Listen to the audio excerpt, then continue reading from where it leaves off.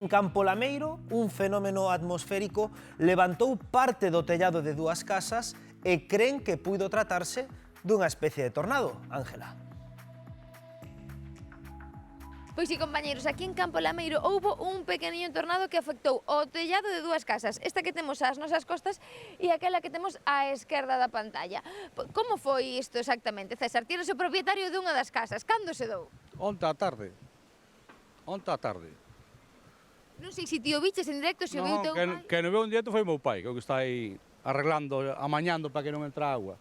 Claro, porque ademais te delo que arreglar rápido porque con estes días de temporal. Arreglar ou polo menos amparar para que non entre agua de noite, é dicir, facer unha pequena chapuza mentre non se de forma provisional, pero para que non nos entra agua, senón chove seguido sobre choiva seguida.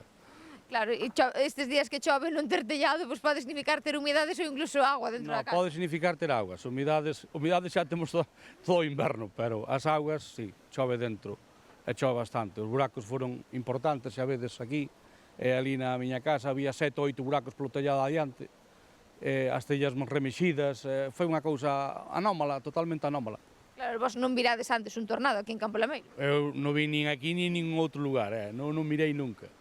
Pero, bueno, o meu pai que estaba aquí arriba na casa, pois dixo que fixera como unha cousa así, un remuiño de vento, que movera a viña incluso para arriba a parra, que a movera para arriba abaixo, incluso pensou que lle partira algún posto da parra, e despois, claro, ao pasar ese segundo xa se ven os efectos están aí, todo reventado.